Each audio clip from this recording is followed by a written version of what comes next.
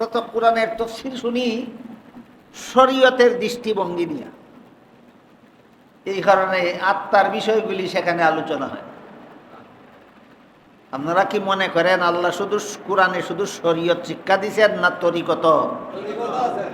একটু মনোযোগ দিয়ে শুনলে বুঝতে পারবেন কোরআনের তরিকত কত মজার আর কত গভীর। আত্মার কুস্বভাব 10টা কুস্বভাবের মধ্যে এটা মনে রাখি সব সময় যে আত্মার মধ্যে অটোমেটিকলি যতগুলি কুস্বভাব জন্ম হয় এর মধ্যে এগুলির সংখ্যা হইল 10টা। আত্মার মধ্যে যতগুলি কুস্বভাব জন্ম হয় ফলানি লাগে না এমনই এগুলি সর্বমোট কটা? এর মধ্যে একটার নাম হইল হুব্বে দুনিয়া আর একটার নাম হইল গজব। 2 নম্বরটার নাম গজব। গজব অর্থ রাগ। রাগের স্তর 3টা: ওয়াজিব, জায়েজ, হারাম। ওয়াজিব, জায়েজ, হারাম। 3 নম্বর রাগ যেটা হারাম, এটা হইল মনের ক্ষেতের আগাছা। এটার থেকে মনকে পরিষ্কার করা ফরজ, নাইলে তোমারে 1000 গুনায় লিপ্ত করাইয়া এই তোমার রাগে তোমারে জাহান্নামে না নিয়ে ছাড়বে না। অতীতে যারা অন্যায়ভাবে ফদ্দখলের আন্দোলন করিয়া কিভাবে ধ্বংস হয়েছে ইতিহাসটা আলোচনা করলে, গভীর মনোযোগে আলোচনা করলে, শুনলে যার যার মনের মধ্যে অন্যায়ভাবে ফদ্দখলের লালসা আছে এই মনের এই আগাছা পরিষ্কার হয়ে যাবে। যখন ইবলিস আদমকে সেজদা করল না, এই সেজদা করার ঘটনার আগে ইবলিসে ৮০,০০০ বৎসর আল্লাহর ইবাদত বন্দেগী করছে। কতদিন? ৮০,০০০। তাফসীরে কুরতুবী শরীফে লেখা আছে ইবলিসে ৮০,০০০ বৎসর আল্লাহর ইবাদত করেছে, যে কারণে আল্লাহ ইবলিসকে সারা দুনিয়ার রাজত্ব দান করেছিলেন। জান্নাতে বসবাস করার বাসস্থান দিয়েছিলেন। ইবলিসের বাসা আছে জান্নাত, বাড়িঘর কই আছে? জান্নাত। রাজত্ব করত কোন দেশের? সারা দুনিয়া, সারা দুনিয়ার রাজত্ব করত। যখন যুক্তি দিল আদমের পদের চেয়ে আমার পদ বড়, বড় পদওয়ালা ছোট পদওয়ালারে সম্মান করার কোনো যুক্তি নাই, ৮০,০০০ বৎসরের ইবাদত বাতিল হয়ে গেল। কতদিনের ইবাদত ক্যান্সেল হইল? ৮০,০০০ বছরের ইবাদত ক্যান্সেল হইল। সারা দুনিয়ার রাজত্ব ছিনাইয়া নেওয়া হইল। কোন দেশের রাজত্ব গেল? সারা দুনিয়া। আর জান্নাত থেকে বহিষ্কার করে দেওয়া। কোন বাড়ির থেকে বহিষ্কার হইল? জান্নাত থেকে বহিষ্কার হইল। ভবিষ্যতে আল্লাহ বলেন ফাইন্নাকা রাজিম, তুই চিরকালের জন্য আল্লাহর রহমত থেকে বিতাড়িত। ফদ্দখলের অন্যায়ভাবে ফদ্দখলের আন্দোলনের ফলাফলটা বুঝলেন কিনা? অতীতে যারা অন্যায়ভাবে ফদ্দখলের আন্দোলন করিয়া কিভাবে ধ্বংস হয়েছে ইতিহাসটা আলোচনা করলে, গভীর মনোযোগে আলোচনা করলে, শুনলে যার যার মনের মধ্যে অন্যায়ভাবে ফদ্দখলের লালসা আছে এই মনের এই আগাছা পরিষ্কার হয়ে যাবে। মনের এই হুব্বে দুনিয়া নামের আগাছা, আরো কতগুলি কুস্বভাবের আগাছা মন থেকে পরিষ্কার করার নাম ইসলাহে নফস। মনের কুস্বভাবগুলি মন থেকে পরিষ্কার করার নাম ইসলাহে নফস, আত্মার সংশোধন। কিসের সংশোধন? আত্মার সংশোধন। শুধু কি ইবলিসের ইতিহাস না নমরুদেরও ইতিহাস আছে? ফওয়াদওয়ালা ছিল কিনা নমরুদ? অপদস্থ হয়েছিল কিনা? নমরুদে ফেরাউনেরও ইতিহাস আছে। ফওয়াদওয়ালা ছিল কিনা? অপদস্থ হয়েছে কিনা? আবু জাহালেরও ইতিহাস আছে কিনা, ফদওয়ালা ছিল কিনা, অপদস্থ হয়েছে কিনা। এইভাবে অতীতকালে যত অহংকারী এই ফদ দখলের আন্দোলন করেছে, এরা কিভাবে ধ্বংস হয়েছে, এই ইতিহাস আলোচনা করা, শোনা, যার যার মনের ভিতর থেকে এই ফদ দখলের আগাছা পরিষ্কার করার সহজ ব্যবস্থা। ইবলিসে যদি পারল না ফদ দখল করে রাখতে, কত বড় আন্দোলন করলো। নমরুদে যদি পারল না পদ দখল করে রাখত, বেইজ্জত হইয়া পদ হারা হইল। ফেরাউনে যদি পদ হারাইল, বেইজ্জত হইল। আবু জাহাল যদি পদ হারাইল, বেইজ্জত হইল। আমি যে অন্যায়ভাবে পদ দখলের আন্দোলন চালিলাম, আমার পরিণতি কি হবে? সমস্যা হইল মানুষ ইতিহাস থেকে শিক্ষা গ্রহণ করে না। ইতিহাস পড়ে কিন্তু ইতিহাস থেকে শিক্ষা গ্রহণ করে না। বুঝে থাকলে বলেন তো, আল্লাহ কোরআনে ইবলিসের ইতিহাস বর্ণনা করছেন, নমরুদের ইতিহাস বর্ণনা করছেন, ফেরাউনের ইতিহাস বর্ণনা করছেন, আরো কত কত পদওয়ালাদের পদের ইতিহাস বর্ণনা করছেন। এমনি না, যাদের অন্তরে অন্যায়ভাবে পদ দখলের লালসা আছে, এদের আত্মা সংশোধনের ব্যবস্থা হিসাবে, আত্মা সংশোধন দিয়েই কয় ইসলাহে নফস। আত্মা সংশোধন দিয়েই কয় ইসলাহে নফস। এইগুলো দুনিয়া লোভের প্রথম প্রকার, পদের লোভ। দ্বিতীয় প্রকার দুনিয়ার লোভ হইল ধনের লোভ। কোনো মুসলমান চুরি করে, কোনো মুসলমান ডাকাতি করে, কোনো মুসলমান সুদ খায় না, কোনো মুসলমানে সুদ খায় না, কোনো মুসলমানে সুদ খায়, কোনো মুসলমানে ঘুষ খায়, কোনো মুসলমান মানুষের সম্পদ জবরদখল করে, ছিনতাই করে, হাইজেক করে, অন্যায়ভাবে কেউ রাস্তা দখল করে, বাড়ি দখল করে, বিটা দখল করে। এই সবগুলির মূলে একটাই মনের আগাছা, সেটা হইল দুনিয়াকে অন্যায়ভাবে উপভোগ করা লোভ। দ্বিতীয় প্রকার লোভের নাম হুব্বে মাল। প্রথম প্রকার লোভের নাম হুব্বে জাহ, দ্বিতীয় প্রকার লোভের নাম হুব্বে মাল।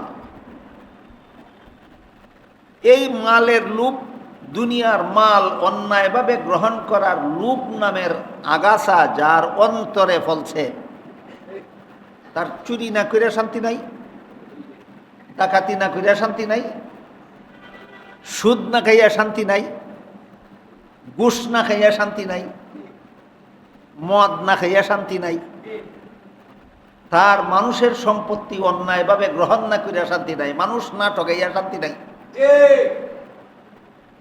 এই আগাছা পরিষ্কার করার সহজ ব্যবস্থা হইল, তোমার আগে যারা মালওয়ালা আছিল এরা এখন কই আছে চিন্তা করো। তোমার আগে যারা দুনিয়াতে মালওয়ালা ছিল এরা এখন কই? বলেন, কারুন মালওয়ালা ছিল কিনা? কারুনের ধনের গুদামের চাবি, তালার চাবি বহন করার জন্য 70টা উটের দরকার হতো। কারুনের যে পরিমাণ ধন আছিল, এই পরিমাণ ধন যত গুদামে রাখত, গুদামে যত তালা দেওয়া হইতো, এই সমস্ত তালার চাবি বহন করার জন্য 70টা উটের দরকার হইতো। বুঝে থাকলে বলেন, আপনাদের ধন বেশি না কারুনের ধন বেশি ছিল? কারুনের ধন বেশি ছিল। আজকে কারুন কোথায় আর তার ধন কোথায়? ইতিহাস পড়লেই তো আমার অন্তর থেকে এই দুনিয়ার ধনের লোভের আগাছা পরিষ্কার হয়ে যাবে। অতীতে যারা ধনওয়ালা ছিল আজকে কোথায় গেল তারা, আর তাদের ধন গেল কোথায়? এই চিন্তা করলে আমার অন্তর থেকে দুনিয়ার ধন অন্যায়ভাবে উপভোগ করার লালসা আগাছা পরিষ্কার হয়ে যায়। তাইলে এই মনের মধ্যে যে কতগুলি কুস্বভাবের আগাছা জন্ম হয়, এই আগাছাগুলিকে পরিষ্কার করার নাম ওই ইসলাহে নফস। পরিষ্কার করার ব্যবস্থা আছে নি? ব্যবস্থা আছে। 3 নম্বর, দুনিয়ার লোভের তৃতীয় প্রকার হইল হুব্বে নিসওয়ান। প্রথম প্রকারের নাম হইল হুব্বে জাহ, দ্বিতীয় প্রকার দুনিয়া লোভের নাম হইল হুব্বে মাল, তৃতীয় প্রকার লোভের নাম হইল হুব্বে নিসওয়ান, নারীর লোভ। নারীর লোভ হইল এই দুনিয়ার তৃতীয় প্রকারের লোভ। নারীর লোভ বলতে কি বোঝায়? নারীকে উপভোগ করার লোভ, নারীকে উপভোগ করার। হাদিস শরীফে রাসূল করিম সাল্লাল্লাহু আলাইহি ওয়াসাল্লাম বলেন, নারীকে হারাম উপায়ে উপভোগ করার পদ্ধতি আছে 6টা। নারীকে হারাম উপায়ে উপভোগ করার পদ্ধতি কটা? 1 নম্বর, চোখের দ্বারা। চোখ বন্ধ রাখিয়া না দেখিয়া। 2 নম্বর, মুখের দ্বারা, কিছু না কইয়া না ফালতু গপ কইরা। 3 নম্বর, কানের দ্বারা, কিছু না শুনিয়া না অশ্লীল কথা শুনিয়া। 4 নম্বর পদ্ধতি হইল মুখের দ্বারা, চোখের দ্বারা, মুখের দ্বারা, কানের দ্বারা, হাতের দ্বারা। 5 নম্বর পদ্ধতি হইল পায়ের দ্বারা। 6 নম্বর পদ্ধতি হইল লজ্জাস্থানের দ্বারা। সিরিয়াল বাই সিরিয়াল নারীকে অন্যায়ভাবে উপভোগের 6টা পদ্ধতি ধারাবাহিকভাবে, এলোহাতারি না, আগেরটা আগে পরেরটা পরে। নারীকে অন্যায়ভাবে উপভোগ সর্বপ্রথম চৌকের মাধ্যমে শুরু হয়, আর লজ্জাস্থানের উপভোগে গিয়া শেষ হয়। এই কারণে আল্লাহ পাক রব্বুল আলামিন কোরআনে বলেন, কুল্লিল মুমিনিনা ইয়াগুদ্দু মিন আবসারিহিম ওয়া ইয়াহফাযু ফুরুজাহুম। হে রাসূল করিম সাল্লাল্লাহু আলাইহি ওয়াসাল্লাম, ইমানদার পুরুষদেরকে বলে দিন তারা যেন চক্ষু হেফাজত করে, তাদের গোটা চরিত্রটাই হেফাজত হয় না।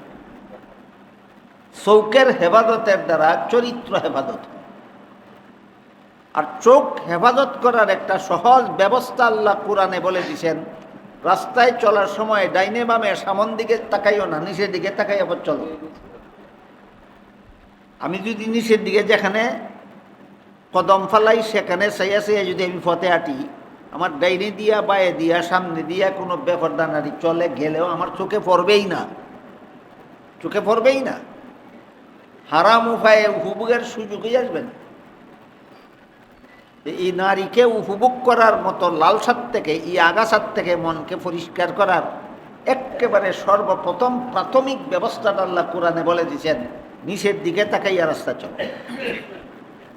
আরো বিভিন্ন ব্যবস্থা আছে। এই ব্যবস্থায় যদি কারো সারে না, 2 নম্বর ব্যবস্থা হইল হাদিস শরীফে রাসূল করিম সাল্লাল্লাহু আলাইহি ওয়াসাল্লাম বলেন, কেউ যদি ইচ্ছাকৃতভাবে ভিন্ন কোনো নারীর দিকে ইচ্ছাকৃতভাবে যদি তাকায়, চোখের দ্বারা আনন্দ উপভোগ করে, আল্লাহর রাসূল বলেন হাসরের বিচারে তার চোখে গলন্ত সীসা ঢেলে দেওয়া হবে।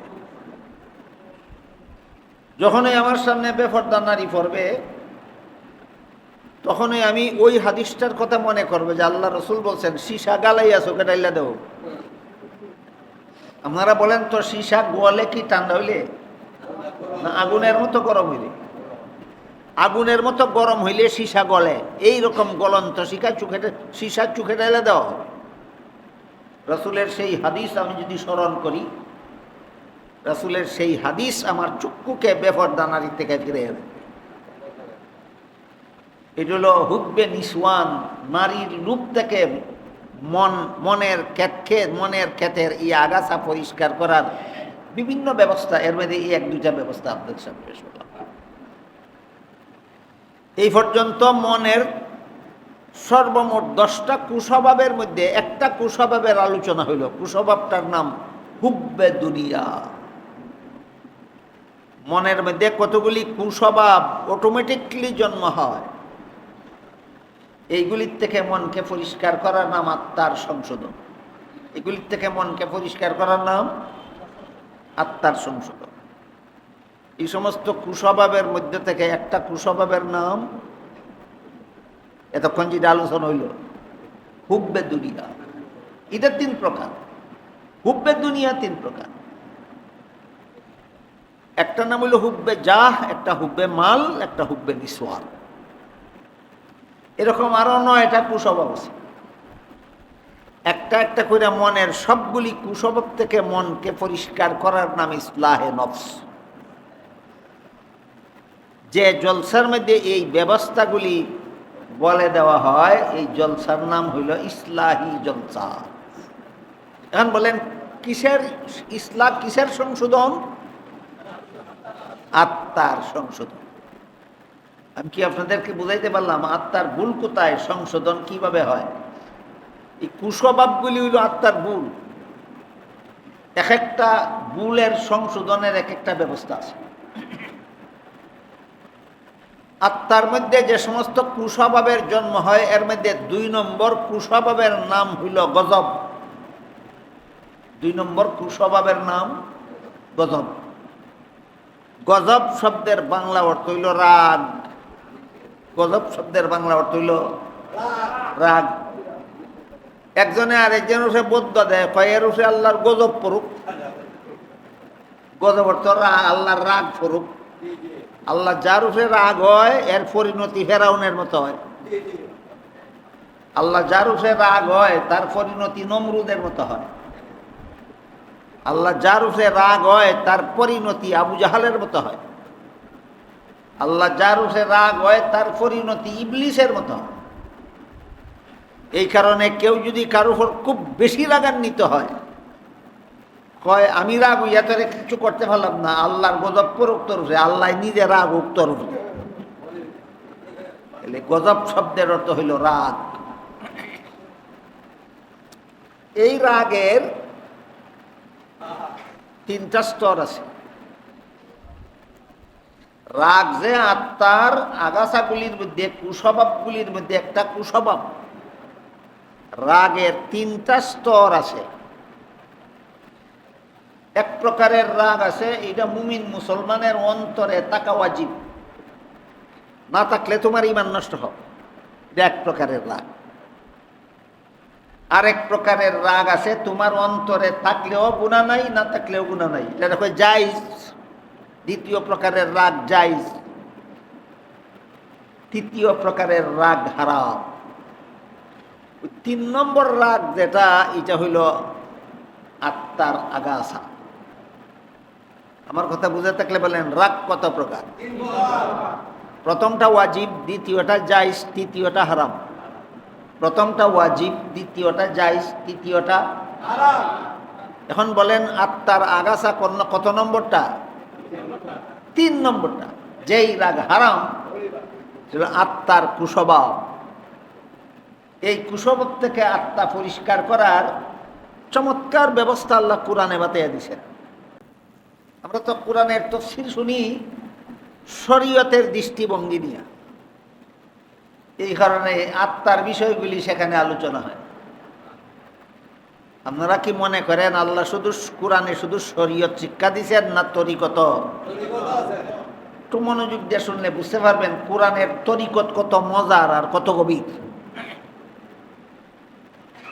আত্মার কুস্বভাব 10টা কুস্বভাবের মধ্যে, এটা মনে রাখি সব সময় যে আত্মার মধ্যে অটোমেটিকলি যতগুলি কুস্বভাব জন্ম হয় এর মধ্যে এগুলির সংখ্যা হইল 10টা।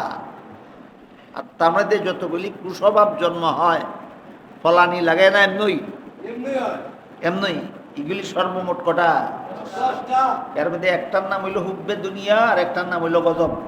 2 নম্বরটার নাম গজব। গজব অর্থ রাগ। রাগের স্তর 3টা, ওয়াজিব, জায়েজ, হারাম। ওয়াজিব, জায়েজ, হারাম। 3 নম্বর রাগ যেটা হারাম, এটা হইল মনের ক্ষেতের আগাছা। এটার থেকে মনকে পরিষ্কার করা ফরজ, নাইলে তোমারে 1000 গুনায় লিপ্ত করাইয়া এই তোমার রাগে তোমারে জাহান্নামে না নিয়ে ছাড়বে না। বহু মুসলমানকে তাদের রাগে জাহান্নামে পৌঁছাইয়া দেবে। নামাজ পড়া সত্ত্বেও, রোজা রাখা সত্ত্বেও, তসবিহ পড়া সত্ত্বেও, ইবাদত বন্দি করা সত্ত্বেও হারাম রাগের কারণে তাকে জাহান্নামে যেতে হবে। তাইলে এই রাগ যে তিন প্রকার, কোনটা ওয়াজিব এটা যদি না জানি তাইলে তো ওয়াজিবটাও আমার মনের মধ্যে থাকবে না। কোনটা জায়েজ এটা যদি না জানি তাহলে আমার রাগ করাটা জায়েজ দিল না জায়েজ দিল আমি নিজেই বুঝবো না। কোন রাগটা হারাম এটা যদি না জানি তাহলে এই হারাম রাগ থেকে মনকে পবিত্র করার দরকারই মনে করবো না। এই জন্য তিন রকমের রাগ আগে চিনা দরকার, কিন্তু মনে রাখা দরকার। প্রথম নম্বরটা আত্মার আগাছা, 3 নম্বরটা হইল মনের ক্ষেতের কুস্বভাবের আগাছা। যেই রাগ তাকা ওয়াজিব, মুসলমানের অন্তরে যেই রাগটা তাকা ওয়াজিব, এটা হইল আল্লাহর বিরুদ্ধে, রাসূলের বিরুদ্ধে, ইসলামের বিরুদ্ধে, মুসলমানের বিরুদ্ধে কেউ যদি কুৎসা রটায়, কেউ যদি অন্যায় ব্যবহার করে, এরপরেও যে মুসলমানের অন্তরে রাগ উঠে না, এর ইমান ফচ্চা যায়, এর ইমান। আল্লাহর বিরুদ্ধে কথা কইলে যার অন্তরে রাগ উঠে না, এ কেমন মুসলমান? নবীর বিরুদ্ধে কথা বললে যার অন্তরে রাগ উঠে না, সে কিসের মুসলমান? ইসলামের বিরুদ্ধে, ইসলামের বিধিবিধানের বিরুদ্ধে সমালোচনা করলে যার অন্তরে রাগ উঠে না, এ মুসলমানের মতো মুসলমান নয়। মুসলমানের বিরুদ্ধে অন্যায় কথা, অন্যায় আচরণ দেখলে যার অন্তরে রাগ উঠে না, সে পাওয়ারলেস মুসলমান, ফিউজ ব্যাটারি মুসলমান। কি ব্যাটারি? Fuse battery. আল্লাহর বিরুদ্ধে কথা শুনলে যার রাগ উঠে না, নবীর বিরুদ্ধে কথা শুনলে যার রাগ উঠে না, ইসলামের বিরুদ্ধে কথা শুনলে যার রাগ উঠে না, ইসলামের বিধিবিধানের বিরুদ্ধে কথা শুনলে যার রাগ উঠে না, মুসলমানদের জুলুম অত্যাচার করে এই সমস্ত লোকের কথা শুনলে যাদের অন্তরে রাগ উঠে না, এদের ইমান হইল ফিউজ ব্যাটারির মতো। এদের ইমান কিসের মতো? তাহলে এমন ক্ষেত্রে রাগ উঠা ওয়াজিব, এমন ক্ষেত্রে রাগ উঠা ওয়াজিব। চিনলেন রাগ ওয়াজিব কোনটা? এটা হইল রাগ ওয়াজিব। আরেকটা হইল আল্লাহর বিরুদ্ধে না, রাসূলের বিরুদ্ধে না, ইসলামের বিরুদ্ধে না, মুসলমানের বিরুদ্ধে না, ইসলামের বিধানের বিরুদ্ধে না, ব্যক্তিগতভাবে আমার বিরুদ্ধে সে অন্যায় কথা কইছে। আমি নামের একটা ব্যক্তির বিরুদ্ধে হে অন্যায় আচরণ করছে। এখন রাগ উঠবে ঠিক, কিন্তু এই রাগটা চরিতার্থ না করিয়া হজম করতে পারলে সব, আর হজম করতে না পারলে এই রাগের প্রতিশোধ নেওয়া যায়। এই রাগের প্রতিশোধ নেওয়া যায়। যেমন ধরেন এক ব্যক্তি ঘুষি মাইরে আর এক ব্যক্তির দাঁত ভেঙে লাইল, দেখি ইসলামের ক্ষতি হইল না? আল্লাহর বিরুদ্ধে গেল না রসুলের বিরুদ্ধে গেল? না, একজনে ঘুষি মাইরে আরেকজনের দাঁত ভেঙে লাইছে। ভাঙ্গা দাঁত তোলার অধিকার আছে, বিচারকের কাছে গিয়ে বিচার দিবে আদালতে, আদালতে রায় দিয়া ঘুষি মারনেওয়ালার দাঁত একটা ভেঙে দিব। তাহলে রাগটা চরিতার্থ হইল, রাগটা হজম করলো না রাগটা চরিতার্থ হইল, যে তার জন্য জায়েজ। এটা কেমন রাগ? হারাম না জায়েজ? ওয়াজিব না জায়েজ? জায়েজ। ব্যক্তিগতভাবে আপনার ক্ষতি যদি কেউ করে, ব্যক্তিগতভাবে আপনার যদি কেউ কষ্ট দেয়, এটার প্রতিশোধ নেওয়া, এটা রাগের কাজ। রাগ না উঠলে প্রতিশোধ নিতে যাইতো না, রাগ উঠলেই চাইব প্রতিশোধ নিত। এটার প্রতিশোধ নেওয়া ওয়াজিব না হারাম না, জায়েজ। কিন্তু মনে রাখতে হবে প্রতিশোধ সমান সমান হতে হবে। তোমার ঘুষি মাইরা দাঁত ভাঙছিল একটা, তুমি যদি লাত মাইরা দাঁত ভাঙ গেলাও 3টা, ওই জায়েজ রাগে তোমারে হারাম জায়গায় পৌঁছাই দিল। এটার শিকার ওই বর্তমান দুনিয়ার মুসলমান বেশি।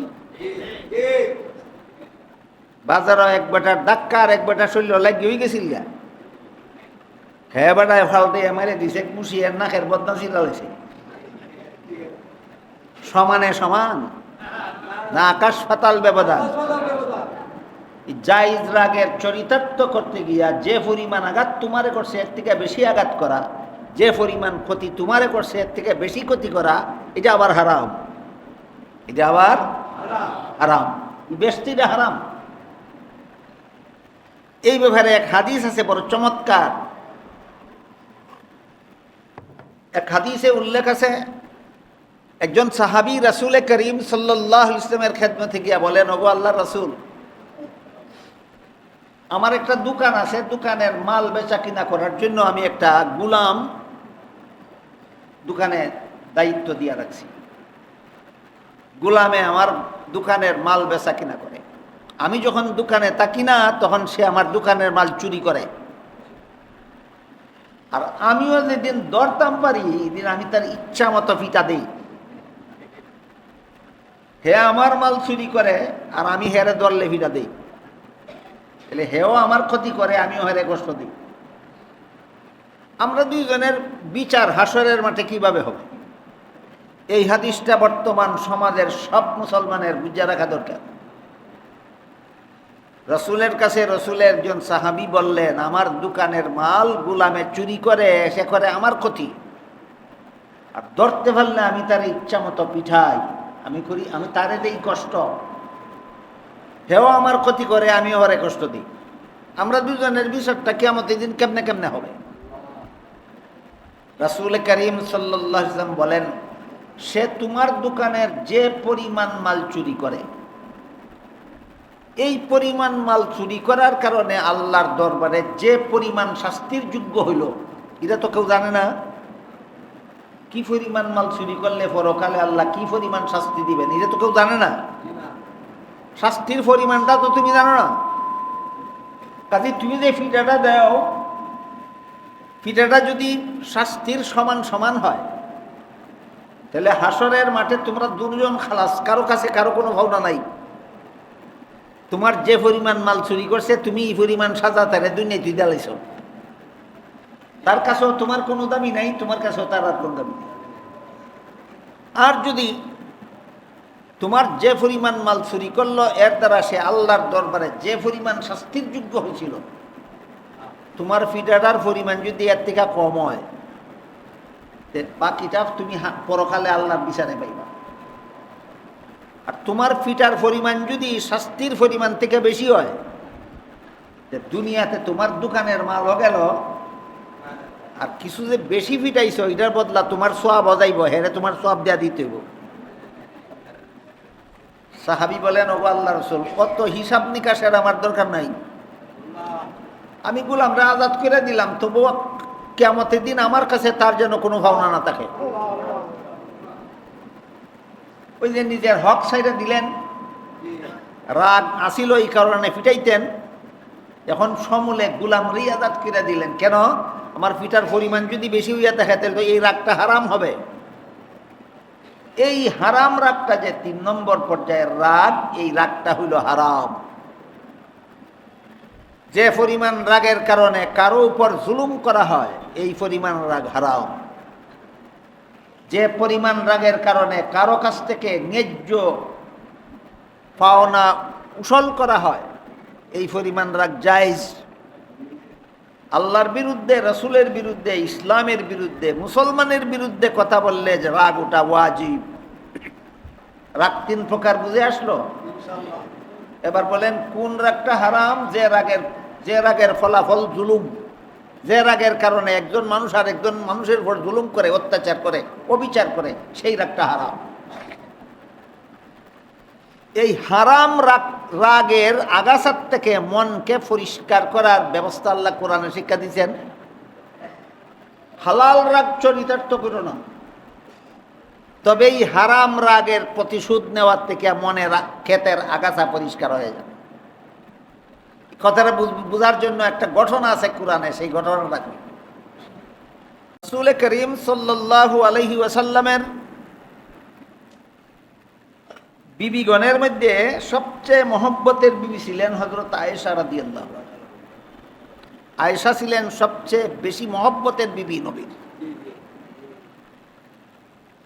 সেই আয়েশা রাদিয়াল্লাহু আনহার বাবার নাম ছিল হযরত আবু বকর সিদ্দিক রাদিয়াল্লাহু। আবু বকর রসুলের আত্মীয়তা সম্পর্কে কি? শ্বশুর। আবু বকর রসুলের শ্বশুর। একজন মুসলমান ছিল, নাম ছিল তার মিস্তাহ। অত্যন্ত গরিব ছিল।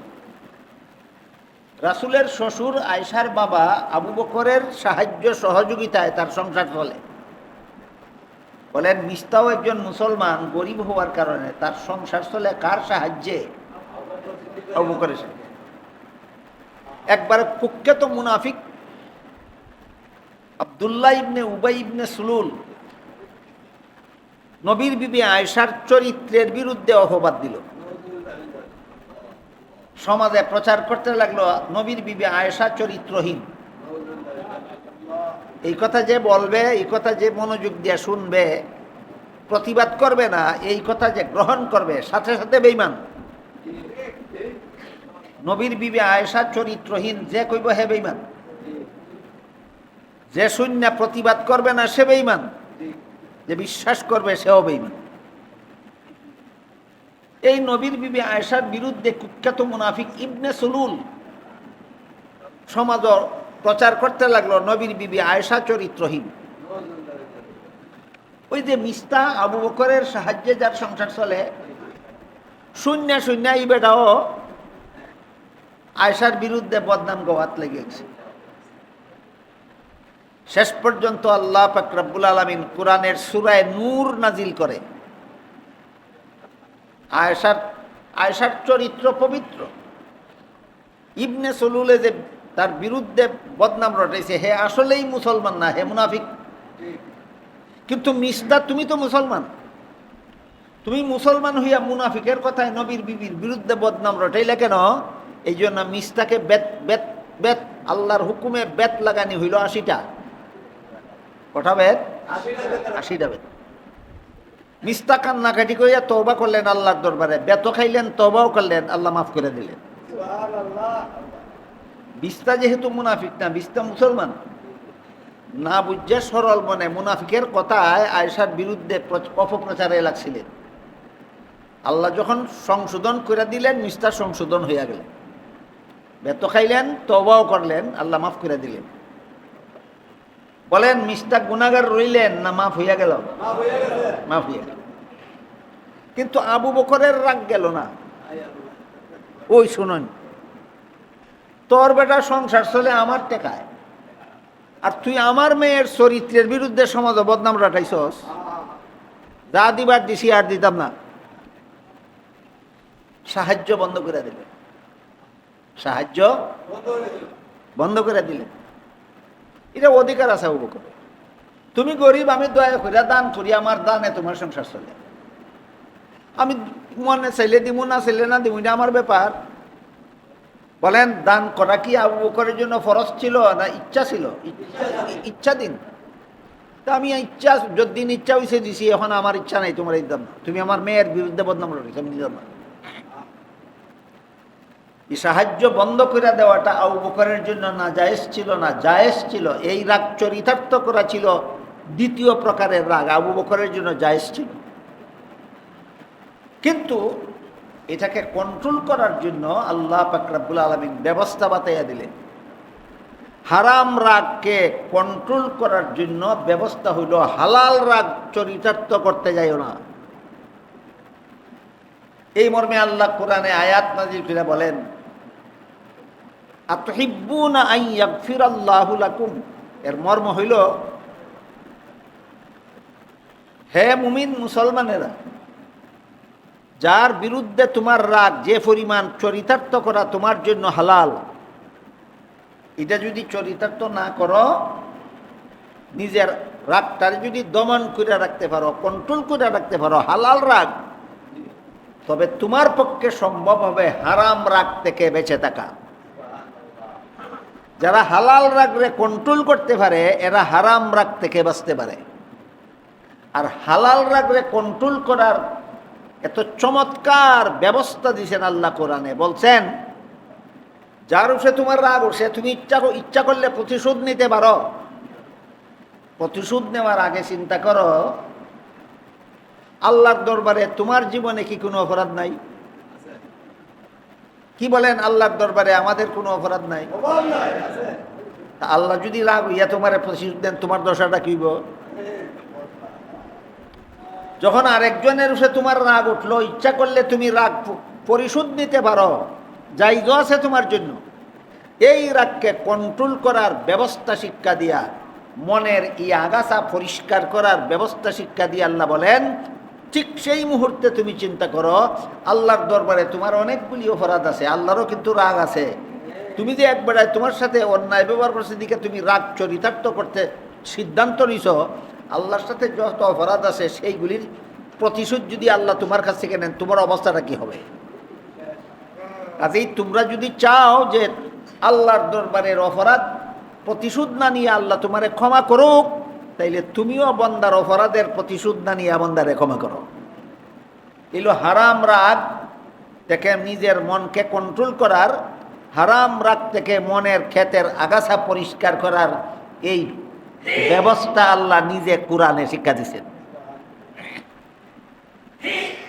2 নম্বর, মনের 10টা কুস্বভাবের মধ্যে 2 নম্বর কুস্বভাবের আলোচনা হইল।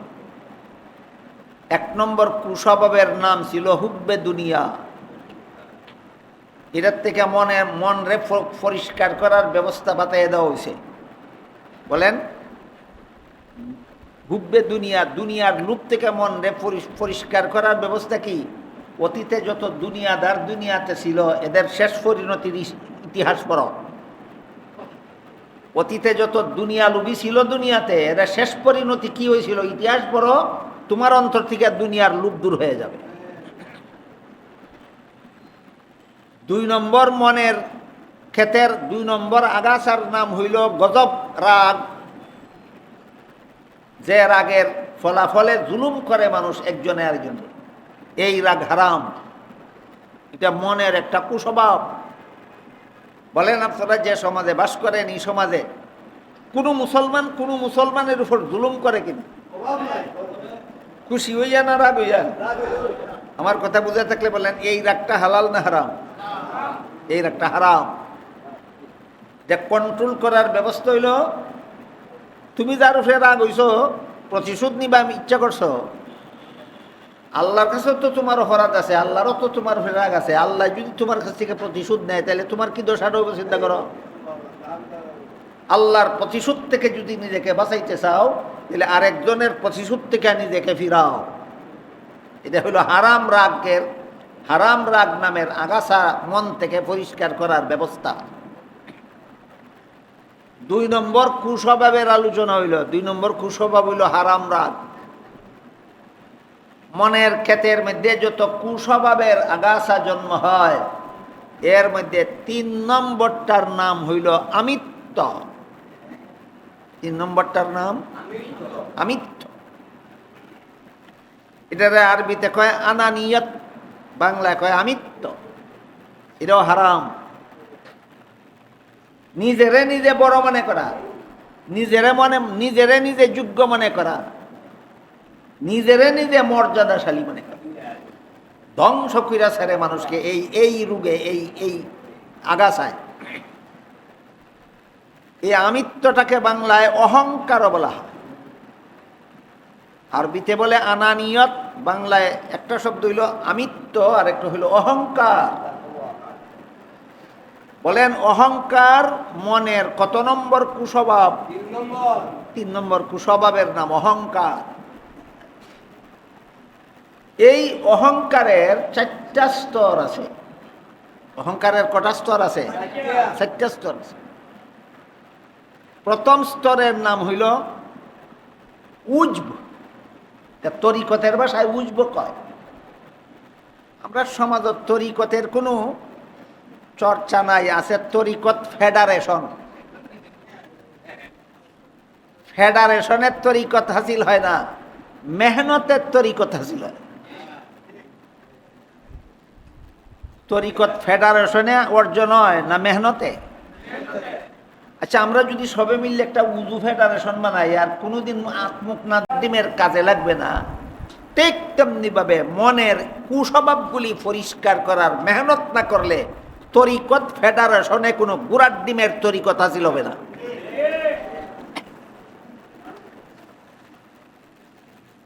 তরিকতের ভাষায় এই অহংকারের 4টা স্তর আছে। প্রথম স্তরের নাম হইল উজব, দ্বিতীয় স্তরের নাম হইল কিব্র, তৃতীয় স্তরের নাম হইল তাকাব্বুর, চতুর্থ স্তরের নাম হইল ইস্তেকবার। বুঝে থাকলে বলেন তো, অহংকারের স্তর কটা? 4টা। তরিকতের পরিভাষায় নামগুলি সবে বুঝবেনও না, মনেও থাকবে না। এটা বাংলা কইয়া দিই, বাংলাটা বুঝবেন, সহজে স্মরণ থাকবে। অহংকারের 4টা স্তর আছে।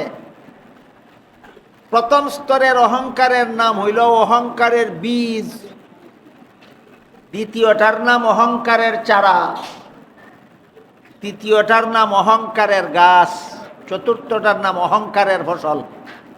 ওই মুক্তি সবাই